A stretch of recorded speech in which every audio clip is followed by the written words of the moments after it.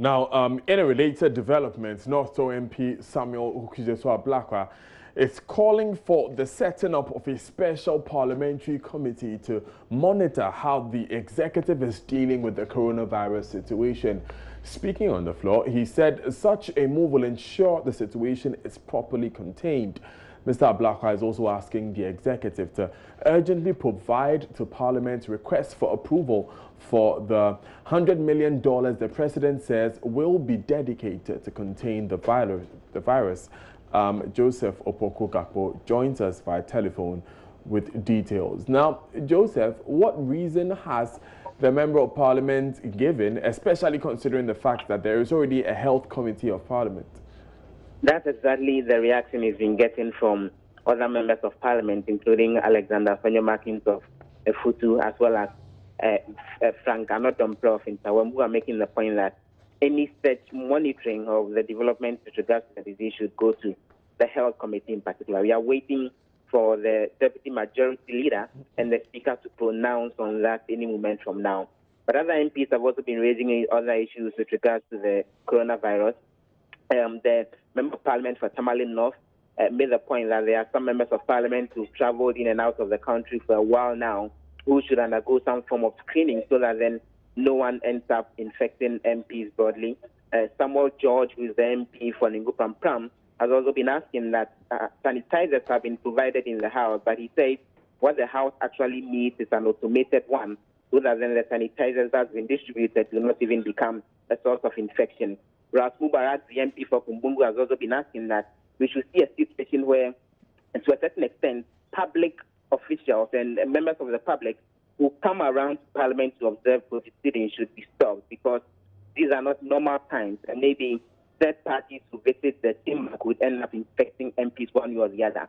And he's been asking that that also be looked at. There's also been a request from the minority spokesperson on health, Kwabena Minpakando, that the health minister shows up in the House and urgently updates MPs on the situation. But the Speaker has asked him to file an urgent question with regards to that. So the conversation has continued on the floor as far as the issue of the coronavirus is concerned, even as I speak. Now, Joseph, the Speaker of Parliament directed earlier this week that members of Parliament should not shake hands anymore in view of this coronavirus outbreak. Have any members of Parliament found it difficult following this instruction, or they found other ways of exchanging pleasantries?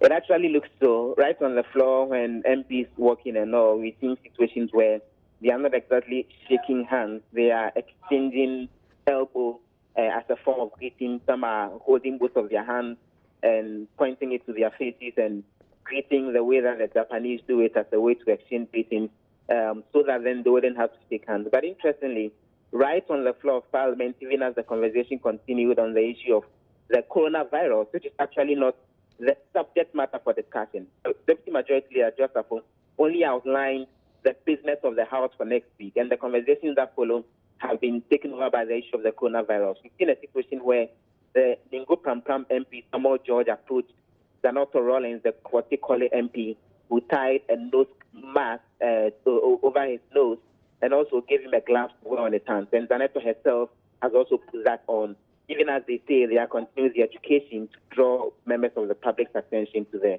coronavirus situation. Now, we understand that the two persons who have been confirmed, are confirmed carriers of coronavirus, are in the diplomatic community. Have we heard or seen any member of Parliament or public official, Joseph, electing to self-quarantine as a result?